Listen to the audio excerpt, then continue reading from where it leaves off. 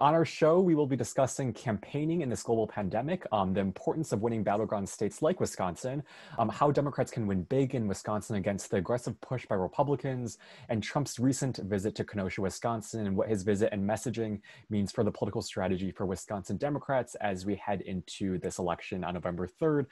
We are really excited to be joined by who I think is a perfect guest for this topic, Ben Wickler. He is the Wisconsin Democratic Party chair. Previously, Ben served as the senior advisor and Washington director of MoveOn.org, where he led MoveOn's campaign to prevent the repeal of the Affordable Care Act and the gutting of Medicare. So first, thank you so much for being here, Ben. It's such a pleasure to be with both of you. I love the concept of intergenerational politics and the reality of the show. So very pleased to join you. Really excited, yeah. So I will kick it off to Jill to kick off our conversation today, and then we'll go from there. Great. Thank you, Victor, and thank you, Ben. I'm very happy that you're willing to spend some time with us today.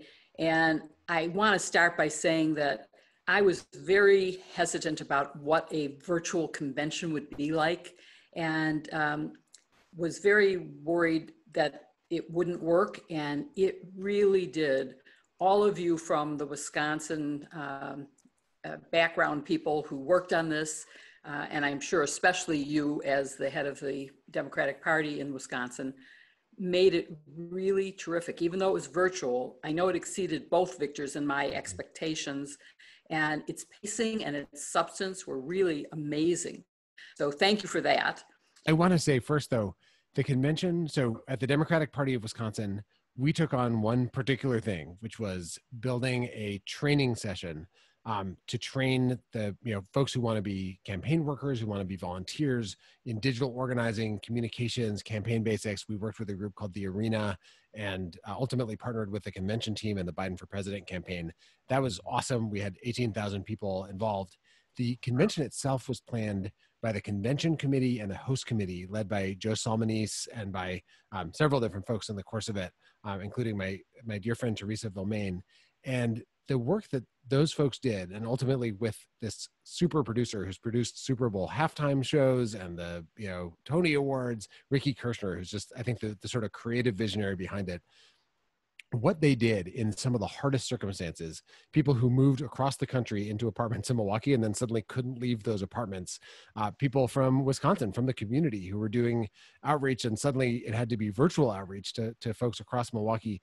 I'm just in awe of what they pulled off. I had the chance to sneak in on the first night and watch from the control room, and it was just breathtaking. It was so much more technically complex than a regular convention. Normally there are a few dozen satellite uplinks. This had like 600 something satellite uplinks. Wow. Yeah, it was this like weaving, it was like watching someone weave a tapestry in real time of all these different elements. And yeah, I'm blown away. I have literally none of the credit goes to me. I really want to get into why you personally gotten involved in politics as a way that I think might give us some insight to attract other people to get involved. So the first thing I'll say is advice for any parent. I got involved in politics first because my parents cared a lot about politics, and we talked about it at the dinner table. My dad made a habit of reading the whole newspaper every day, and my mom devoured the newspaper, and they'd read books and argue about things. And my stepdad entered the fray and had very strong politics, and ultimately my stepmom too. My first political memory is going to a Jesse Jackson rally with my mom when I was 7 in 1988. And on the steps of the Wisconsin Capitol. And my mom's best friend, my mom's a social worker and sort of family therapist, psychologist. Her best friend was a fellow social work professor who ran for Congress when I was 11. And her name is Ada Deer. She is an American Indian woman who had led the fight to get Congress to re-recognize her tribe. After the Menominee Nation had been terminated by the federal government, she actually got a Menominee Restoration Act passed through Congress and signed by the president, and then decided to run for Congress. And she became the first American Indian woman to win a congressional primary. And she was, as the former leader of the Menominee Nation, when she won, her speech began, "I've been waiting a long time to say this, me nominee."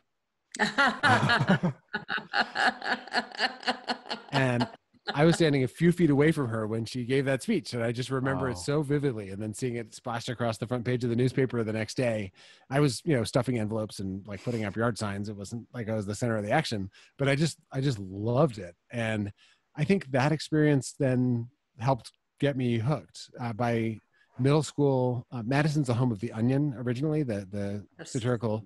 It was a newspaper originally. At first, it was on campus, so I loved The Onion.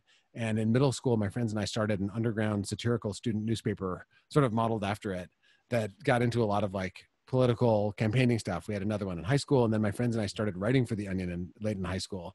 So that was sort of one avenue in on the satire side. But I also got involved in a series of kind of fights and campaigns as both an activist and as a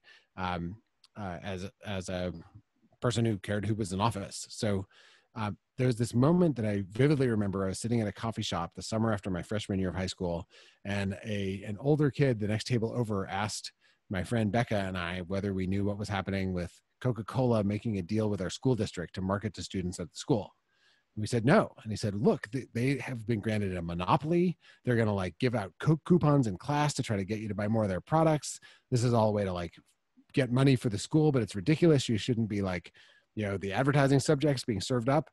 And my friends and I started a campaign to try to get the contract canceled. And we used our student newspaper to editorialize against it. And we like wrote letters to the editor of the other newspapers. And we went to school board meetings and protested and gave speeches, and they did cancel it. And the experience of seeing our work turn into actual policy changes was like, it's an amazing feeling. It's a feeling that you're part of something bigger than yourself. And the next year, I decided that this had happened in part because students had no input in the first place. So again, a group of friends and I started a campaign to get a student seat created on the school board in Madison. And we worked with the school district staff and got citywide elections to create a student senate and have a student rep on the school board. And that all passed. And then we realized that the school board had done this because the state's school funding formula was so bad. And so we started a group called Students United in Defense of Schools that organized students across the state. It was a name chosen for the acronym SUDS, and our slogan was, "It's time to clean up school funding," which we thought was a good idea at the time. So SUDS, we like brought all these students to testify to the Joint Finance Committee of the Wisconsin State Legislature. And they approved $20 million in special education funds that year, sort of responding to our organizing. So it was just this feeling of our sort of power as members of the community, even though we were kids, and doing that at the same time as volunteering on campaigns. I volunteered in a governor's race in high school. I volunteered for a congressional campaign for this state legislator who I was a big fan of, who I helped organize debates about public policy issues affecting teenagers in high school. And this one state legislator always came and won the debates. So when she ran for Congress, my friends and I volunteered on her race, and her name is Tammy Baldwin. She's now our senator from Wisconsin. Oh my Oh goodness. my God. And all That's of that. an amazing. What a gift to have someone like that as a local state legislator when you're a kid. All of that instilled in me just a huge sense of idealism about how democracy could work. And, there's so many things that can make people disillusioned and cynical. And I just had the opposite experience. And I sort of have had a series of experiences that have made me more convinced that there are ways to actually create change. And once you discover you can do that, it's hard to think about anything else. And it really just gives you this palpable sense of like, it is worth engaging because you can make a difference. And I think that's sort of carried me through my whole life. Boy, I hope everybody hears that and takes it to heart, because I too have seen how public reaction, public input can make a big difference. It is what turned around the Watergate case, going back to before you were born, and I was already a lawyer on the case. It was public reaction that forced President Nixon to turn over the tapes and to hire a new special prosecutor after he fired the first special prosecutor. And I will say, for me, it's similar. My parents were active in politics, and I listened to them. I heard them discussing it, and it just sounded really interesting. And my third grade teacher talked a lot because Adlai Stevenson, who was from Illinois, was running for president. And because of the Illinois connection, we talked about it in school. And when he lost, I cried. And I was only in third grade, but it was a personal affront to me. Unlike you, my first effort at a political activity was I wanted to abolish zoos because there was a gorilla at Lincoln Park Zoo in Chicago named Sinbad, and it cost more to feed him a day than a family of 4 on welfare got for a week. And I just thought it was a bad use of public funds.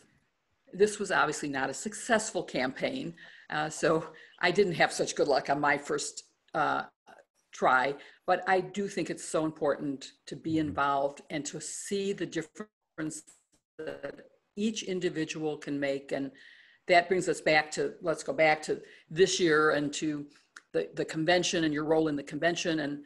And what was the main overall message, do you think, of the Democratic convention?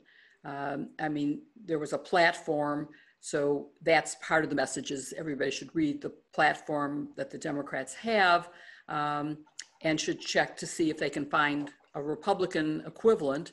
But what principles do you think came out of the convention that you were involved in? The big message that's sort of the through line for everything in the convention that I saw is a kind of direct line between a character issue and a public policy vision. And the character issue is the fundamental idea that Joe Biden is a decent person who is capable of empathy and cares about people other than himself. And so you heard at all these different steps, the sort of stories of the way that he engaged with other human beings, and you watched him engage with other human beings, sometimes people experiencing great pain and challenge in their lives. And then it connected to his vision that comes from that fundamental decency, a vision that is deeply inclusive of people across race and across identities, of people all over the country, of people even who don't agree with him politically, from from Republicans to folks further on the left than him, all knowing that he cares about them, that he will listen, that he is capable of connecting with people. And the contrast between that and the fundamental character of President Trump, which is where it is always about him, and his policies have constantly served himself and people maybe just like him and left others out. And I think there was a kind of really elegant like symmetry and simplicity to that core message that was laced throughout all these different speeches. And in a way, it became an argument that to care about everyone is the idea of democracy. And the concept that Trump is a threat to democracy fundamentally flows from the idea that he doesn't, as president, it is all about him and not about the people who elected him. The idea of a democracy is that it's the demos, the people that are supposed to actually rule. And with Biden, he actually does care about those people. And so it will be the public's person who is in office if he's elected. So following up on that and talking about President Trump, because you're in Wisconsin and President Trump was in Wisconsin. He went to Kenosha yesterday in the aftermath of the Jacob Blake shooting by the police. He compared the shooting of Jacob Blake 7 times to a golfer choking on a crucial shot. And then he defended the killing of 2 by a vigilante. And he didn't defend the killing. Well, I guess he sort of did, but he definitely defended the killer. He defended Rittenhouse. And so I think maybe we should mention for our audience that during the Republican convention, we saw the constant pushing of the narrative that the violence was going to only increase if Joe Biden becomes president. And then on Monday of this week, Biden finally answered that. He said, and I just want to quote some of this as background for my question. He said, President Trump long ago forfeited any moral leadership in this country. He can't stop the violence because for years he has fomented it. He may believe mouthing the words law and order makes him strong, but his failure to call on his own supporters to stop acting as an armed militia in this country shows you how weak he is. Does anyone believe there will be less violence in America if Donald Trump is reelected? So when Trump came to your state, he did repeat the same message when he met with elected officials in Kenosha, and even though he was asked not to come by your governor and local elected officials, but he said, blaming reckless far-left politicians who continue to push the destructive message that our nation and law enforcement are oppressive or racist. So first, I want to ask, in Wisconsin, what are the Democrats doing to counter the false narrative? It's such a fundamental question, because when you watch what's happening, when you watch Trump supporters bringing, military weapons into situations where people are protesting and then blood is spilled, you can see the really dark path that he's taking us on. And Kellyanne Conway, Trump's advisor, said the more rioting and chaos and violence in the streets, the better for us, because it draws the contrast on law and order. And what Biden is saying is that this is Trump's America that we are watching. A situation where there's so little trust that people take it upon themselves to act in violent ways. That is the Trump world, a fundamentally zero-sum game where it's, us against them at every turn.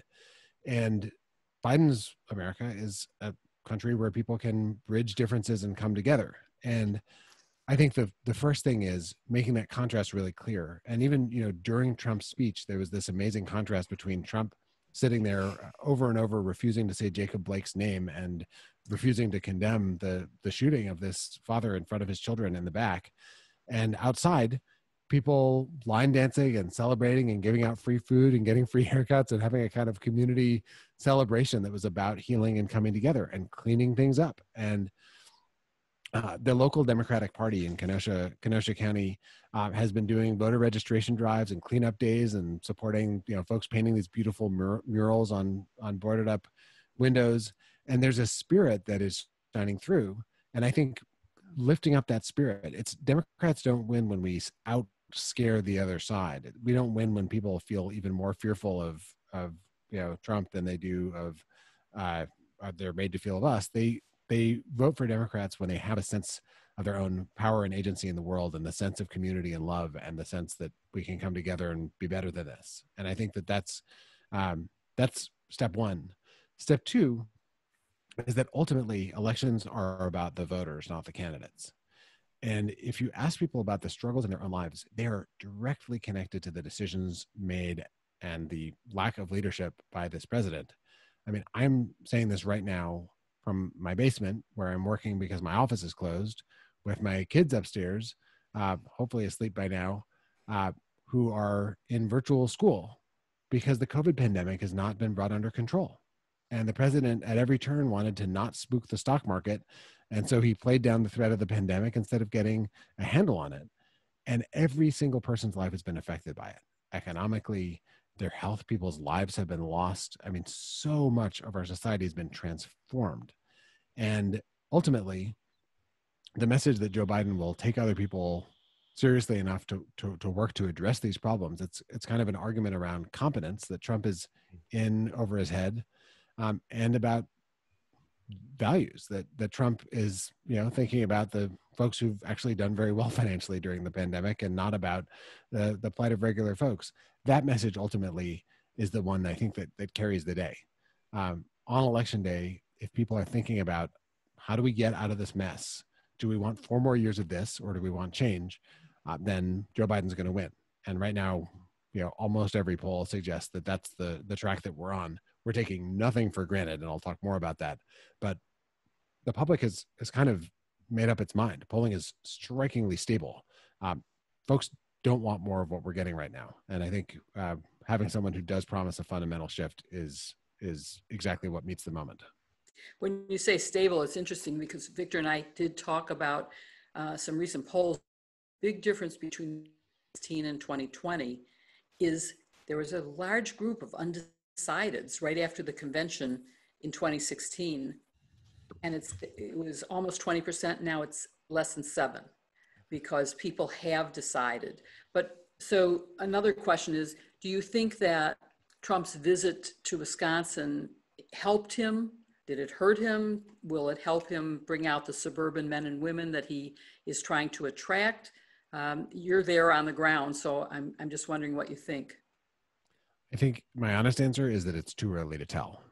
I think that Joe Biden is coming here tomorrow, and that will be very big news because this is his first travel at this distance since the COVID pandemic hit. And I'm so excited that he's coming to Wisconsin, and specifically, he's going to meet with Jacob Blake's family. He's going to bring a very, very different message than Donald Trump brought. The contrast is going to be very different from a situation where Trump had the stage to himself. I also think we don't know how things are going to play out on the ground in communities. We don't know how they'll play out nationally. When you think back to late May and June, there was a moment when people were so furious about the killing of George Floyd, and there were riots, and there were windows smashed, and there was violence. We now know some of it driven by white supremacists who were smashing things up and posing. But there were a whole bunch of different things happening, and there was a lot of public concern that this was going to make, especially a lot of white voters respond to a law and order message and go to Donald Trump. And then people watched as peaceful protesters who were protesting racism and injustice were beaten up and were treated terribly, and including by Trump's own kind of personal security forces right outside the White House. Peaceful protesters standing there only doing the exact things that the Constitution explicitly protects, who were then tear gassed and driven out for a photo op for Donald Trump. And that whole moment swung public opinion against Trump and against racism, and into a place that we haven't seen polling go in this country, which is a real searing sense among white voters as well as black voters and other people of color that there was a crisis of racism in our country that needed to be addressed. No one predicted that they would see that just a few weeks before. So it's so clear to me that the end of these stories is not yet written. And I expect twists and turns and a roller coaster. And I would not at all be surprised by polls tightening dramatically for some as yet unknown reason, something that Trump does. We saw the news today that he's telling states to prepare for a vaccine to come out in late October, early November. Who knows whether that'll be effective. But there are going to be so many twists and turns on this thing that I think the important thing is to do what's right at each moment and to have a consistent message to people about how this decision will affect their own lives and speak to their own values. And then, you get buffeted by the winds of and the whims of this president. And you have to hold the course through it. Well, it does seem like Wisconsin is a very key state. The fact that both President Trump and Vice President Biden are coming so early on to Wisconsin does speak volumes. Donald Trump won Wisconsin by 0.77 percentage points. So obviously you are important because it wouldn't take much to flip that. And you have a lot of electoral votes. And we all know this is a battle for the Electoral College, not for the popular vote, because Republicans lose the popular vote on many occasions and still, twice at least in my lifetime, have won the election despite that. So as chair of the Wisconsin Democratic Party, there's a lot of weight on your shoulders. What are you doing to flip Wisconsin blue? Are you going out after building up the turnout and is among particular groups within the party, or what exactly are you doing? Wisconsin is, it's such a closely divided state that you kind of have to do everything. And let me explain what I mean by that. If you look at the last 5 presidential elections, Wisconsin has been decided by less than 1 percentage point 3 out of the 5 times. It was the closest state in the country in 2004. It was even closer in 2000. No one noticed because Florida was closer still. And then in 2016, it was Wisconsin, Michigan, Pennsylvania, the sort of blue wall. Wisconsin went by 22,748 votes for Trump. Wow. Not a lot of votes, a couple votes per precinct around the state. And what that means is that if a particular group of voters is 1% of the state, that group could determine who wins the presidential election. That means that Democrats can't just drive up turnout in cities, although they have to. They can't just fight for swing voters in suburbs, although they have to. They can't just try to drive down Trump's huge margins in rural areas, they have to do that too. They can't focus just on white voters. They can't focus just on Black voters or Latino voters or Asian American, Pacific Islanders or tribal nations. We have strategies and teams and work in every community around the state, in large communities as well as small, across lines of race, across generations. And you just kind of have to do that in Wisconsin. It seems pretty clear that the Republican strategy is to try to tread water in suburbs where Trump has been bleeding, to suppress the vote in cities, especially in communities of color, and then to drive up these giganto margins in rural areas. And so, if we stop them from succeeding, the extent to which we stop each of those strategies from working affects our chance of winning overall. The striking thing is, if you look at 2016, unlike some other battleground states like Pennsylvania, in Wisconsin, Trump underperformed. He got fewer votes than 5 of the previous 6 presidential candidates in our state. He got fewer votes than Bush or Kerry did in 2004, fewer votes than Obama both times, fewer votes than Romney. Hillary Clinton underperformed even more. But essentially, a lot of Wisconsin said none of the above. There were tons of people who didn't vote or voted third party in that election. And so our case, I would love to win a bunch of Obama-Trump voters. I would also love to win a bunch of Obama to nobody voters. And then there's a lot of people who voted third party as a kind of pox on both your houses act. And we're talking to all those different folks and to folks who we don't know how they're going to vote because we're finding a lot of them support Biden. And if you look at the numbers among independents and swing voters and intermittent voters, that's a lot of where the strength is coming from that you can see in the polls right now. But we're under no illusions that this is going to be easy. And Wisconsin has rules that are sort of structurally bent towards helping Republicans, intentionally by Scott Walker when he was governor here. That was a big priority. So things like, how do you request an absentee ballot? In Wisconsin, unlike other states, you need to take a picture of your voter ID and upload the picture to a web form in order to request your absentee ballot through the mail, which is an absurd requirement because you have to prove your residence in order to register to vote. You don't have to prove that you've already done it, that exact thing, in order to get registered in the first place. Now you have to upload a photo of your voter ID to actually get your ballot in the mail.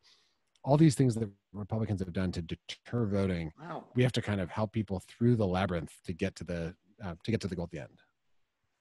Well, you have your work cut out for you. That is for sure. And based on how I'm hearing you, I'm sure you're up to it. And before I turn this back to Victor for some more questions, I just want to say, in your honor, I'm wearing a Jill's pin that is a little donkey for the role you play as chair of the Democratic Party in Wisconsin. And with that, I'm going to turn it back to Victor. Thank you. Yeah, so you kind of left off on just the voter suppression that's happening in Wisconsin. We all remember what we saw in Wisconsin during their primary with the massive lines extending for 3, 4, 5 hours, around the block. There were huge lines. And, since Wisconsin's revolting scenes during the primary, sadly, as you know, there have been numerous attempts made by Republicans in states like Georgia to continue to suppress the vote, whether it be by vote by mail, as you were saying, or reducing the number of polling locations in a town. So I guess as the chair of the Democratic Party of Wisconsin, how do you think Democrats should be pushing back on this massive effort of voter suppression from Democrats so that everyone gets a fair and equal chance of voting in this election? It is so vital. And this, it's no mistake to say that this is a fight for democracy as well as for Democrats.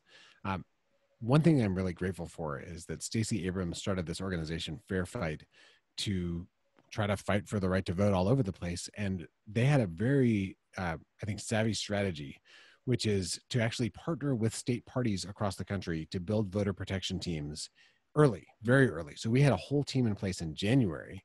And in Wisconsin, that meant that by the time we had our primary, which was also a state Supreme Court election, that team was able to, they were running a voter protection hotline that we were advertising to folks who had problems. They were following up with everybody who contacted them. They were fighting to do everything they could to protect the right to vote. And we were in court all the way up to the U.S. Supreme Court, ultimately, the night before that election, which I could go on and on about that. That gave us a kind of dress rehearsal for the fall. And then the Biden campaign, wrapped up the primary and fully integrated with what we'd been building at the state party and, took on the team that Fair Fight had worked with us to build. And now we have a much larger voter protection team. So we are getting ready to fight on every front. And that means in court to try to get relief for burdens that make voting inaccessible to people during the pandemic. It means tons of support for people along the way to request and return absentee ballots and then to vote early. And then, some people will vote in person and we want to help them be safe and to do it successfully. Then there's the fight over which ballots actually count. And the thing that Republicans do is they try to sow doubt in people about whether their ballots will ever count if they do try to vote. They try to convince people that the experience of voting will be so terrible that they shouldn't show up. There are dirty tricks Republicans are playing with robocalls telling people misinformation about, things that could go wrong. So we try to stamp that out. You actually don't want to lift up misinformation to debunk it. You want to just tell people the thing that is actually true. Mm-hmm. And then you want to have a ton of volunteers who are there as poll workers to make sure enough precincts are open. So we are phone banking to recruit poll workers 6 days a week. And then you have poll observers and voter protection attorneys who are there to fight back when Republicans try to disenfranchise people. There's a giant plan that the Trump campaign has been building, something they call their election day operations, to hassle people in line, claim that registrations are invalid. Even if the person they hassle does wind up getting to vote, if they make the line move slower, some people will leave the line.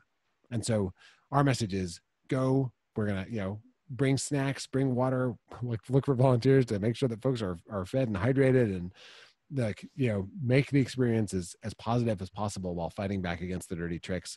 Because I think when we have a democracy that actually works, if we deserve to win, we will win. And the GOP seems to have so little confidence in its own message and policies and candidates that they can only win if they play these dirty tricks and try to undermine the system. There's so much going on with just suppressing the vote every day. I think today Donald Trump said that North Carolinians should vote twice in order to avoid any mishaps with vote by mail. I mean, it's just crazy. And I think Bill Barr was on CNN and he was like, voting by mail is like playing with fire during this election. It's just, who knows what they'll be doing from now until election day. But your role with trying to combat that is critical in Wisconsin and as well as in other states. I kind of just want to move into what you were saying with your involvement in politics, and we're obviously in this age of COVID-19. Being a political junkie and anyone who's been kind of following how campaigns operate, it's been quite fascinating. Usually there are so many ways to engage, in person and attend these meaningful events, but now that's all gone during this pandemic. So for you and Wisconsin Democrats, what has the process been like, I guess, navigating this virtual campaign, and how are you making this virtual campaigning effective when so much about campaigning depends on, these in-person connections and engagements like door knocking, community events? We were gearing up for the last 3 years to prepare for the biggest door knocking campaign that our state had ever seen. And in addition, we were gearing up with some really cool new apps to run massive high traffic canvassing operations. So at things like Summerfest, these huge music festivals and community festivals that happen all across our state, of which there are a ton, we were going to be there in force and get every possible person to register to vote and to commit to voting for, whoever our nominee would be. All of that went out the window with this pandemic. And the thing that is so painful, but also has this powerful silver lining, is that it all went out the window 3.5 weeks before our spring election. And so that meant we actually had, it meant that dozens of people at least contracted COVID while voting, it looks like, according to contact tracing by public health experts. But it also meant that we had a dress rehearsal for a totally virtual campaign. And we held nightly webinars. We trained people on how to do virtual phone banking and relational organizing and peer-to-peer text messaging, all these things where we are connecting with people through their screens, through their phones instead of at their doors. And what we found is that it worked. We were able to help a huge number of people to cast absentee ballots, people who probably wouldn't have voted otherwise. And the record previously was like 250,000. There were more than 1 million ballots cast by mail in the spring election. Wow. in a state Supreme Court race instead of in a presidential election in the fall of 2016. Oh, my computer is ringing at me. I'm going to stop it. There we go. Okay. So that opportunity to practice how to do virtual organizing, I think, was a kind of a blessing in disguise. And it meant that starting in that election was April 7th. So for all of April, all of May, all of June, all of July, all of August, it's now September, we've been able to build up an operation that isn't trying to, squeeze tactics that people might be really afraid of in these pandemic conditions, but rather is actually based on things that we could actually test this spring. And this last weekend, we had thousands of volunteers who made just a huge number of phone calls to folks and walked them through the process of requesting absentee ballots, and found out who they were going to support. People across Wisconsin, people across the country. So that's kind of the core of it. You look for where people gather online. You look for what medium actually works for people. I will also say at the same time, we have been just in the last few weeks really dramatically ramping up yard sign distribution. And there had been this kind of like thing among Democratic operatives where people say yard signs don't vote. I would say that in COVID, it's actually one of the few ways that you can communicate in real life with people. And I think you're going to see Biden signs sprouting up all over the state. Mm-hmm. So, and there's a tremendous hunger for them, which I'm really excited about. You can see one of our 4x4 signs here behind us. So that, there are some things that don't involve getting within 6 feet of other human beings that are still possible to do, but it's a transformed experience. And I think we're going to leave the COVID pandemic once we have a president who actually can deal with the COVID pandemic. We're going to leave it with a richer, broader toolkit that allows more people to engage, even if they can't do the in-person activity we normally rely on. Mm-hmm. Yeah, I mean, so I recently just ran the Biden campaign. I think what you were saying, just from an organization, or from an organizing standpoint, so much of the emphasis has been on just meeting people where they are, despite this virtual campaign, this virtual operation. So it's been a really interesting process just to, I guess, navigate that virtual landscape. And one more question, like before we kind of wrap this discussion up, is in that same vein of meeting people where they are, I think the Biden campaign realizes this, as well as the DNC, is that one of the biggest demographics of voters that we have to reach are younger people. And, based on your experience, that, as a young organizer yourself, you had creative ideas kind of combating these problems. And we've asked many of our guests this question, but you offer that unique perspective of coming from a swing state and being involved in a lot of activism when you were younger and right now. So what should Joe Biden and down ballot candidates also be doing to connect with young voters in a way that makes them turn out despite this pandemic? We saw Bernie Sanders do that really effectively with his policies and vision, but how does Biden get them to support him come November? So I do think that policy and vision is a big part of it. And there's so many young voters who are engaged because they care about issues. You can, on one hand, you can look at some youth turnout statistics and compared to other age groups think, but then you look at who's actually at the March for Our Lives and who's at the Black Lives Matter protest this summer and who is in these huge social movements. They're driven and led by young people and actually engaging with the issues at the core of people's concerns. Climate change is another really powerful example. And I spent years working mostly on climate change as an activist and organizer. Communicating about things that people really care about in their lives is a really powerful motivator. And it's an interesting thing because a lot of this campaign is about character and sort of how that character plays out in the way the government conducts itself. But not missing the chance to communicate about policy is really vital. The other thing I would say is that the most powerful messenger is the person that you trust. And for young voters, often that is other young people. So our strategy in the spring, students had all been sent home from colleges, for example. So we had to virtually organize, but our focus was on youth-to-youth relational organizing, where people were contacting people they had relationships with. And I think that kind of like seriously engaging a lot of youth organizers to work on engaging and turning out people in their own communities.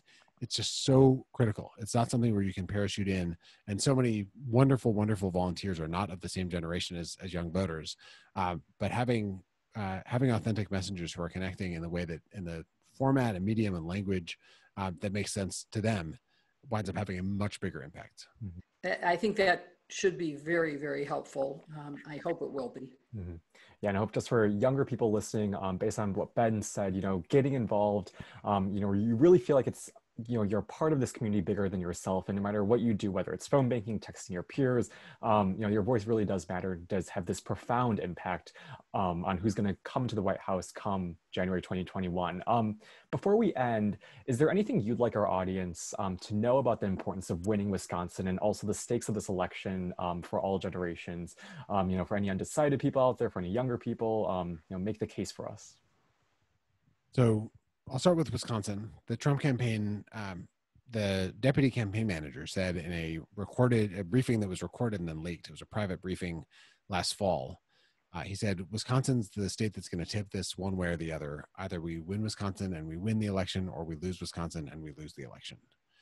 If you take every state where Trump is more popular than he is here, he can't win unless he adds Wisconsin. If you take every state where Biden is more popular than he is here, he can't win unless he adds Wisconsin to that list too. If you go to 538's, the path to 270, it has this kind of winding path. The state with the line through it representing 270 electoral college votes is Wisconsin. Wow. So this is the state that you just can't miss. And it's why Trump has been here twice in the last 3 weeks. He had a convention in between, and it's why Biden is coming here now. Mm-hmm. And it's why, if you're a volunteer, you should put some hours in calling Wisconsin voters, and we can use your help at wisdems.org/volunteer. Mm-hmm. Now, why is that worth it? Let's say you do not give a whit about either candidate. Let's say you don't like them. You can still ask yourself, who would you rather have be president when the country is debating and hashing out the issue that you do care about? And it's hard to imagine that, if you care about climate change, or you care about gun violence, or you care about racial injustice, or if you care about women's rights, or you care about human rights, or you care about workers' rights, and a lot of these things are very overlapping. No matter what your issue is, Joe Biden is someone who can actually listen. And he's someone who doesn't just bulldoze everyone in his path. And with this president, you're not going to make any headway. Now, Biden has an agenda, and you should read his agenda, and I think you might be surprised by how much you like his agenda. The alternative to Biden is somebody who has been bringing a battering ram to the kind of doors of a democratic system. And if you talk to people who've been looking at authoritarian countries and countries where democracy has collapsed, it typically doesn't happen as fast as it's been happening here for the last 4 years. We're on a path right now that looks a lot like Turkey under Erdogan. It looks a lot like a lot of stories that are not supposed to happen here.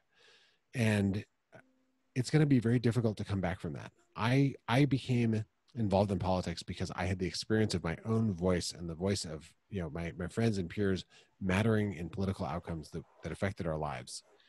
And the best promise of this country is that it's a place where every person is created equal and is treated equal in the eyes of the law and has equal voice in the doings of our government. That is the vision, never attained, never close to attained, but that is what we're trying to drive for and strive towards.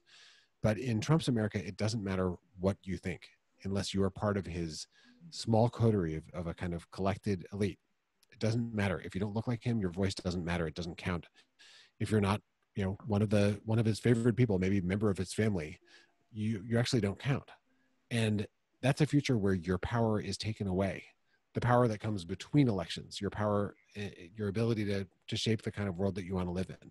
That is just not something that I want my kids to grow up in. And I hope it's something that no kid has to grow up in. Mm-hmm. So for me, that is the thing that made me fall in love with politics, is the thing that's on the line in this election. And we've just got to win.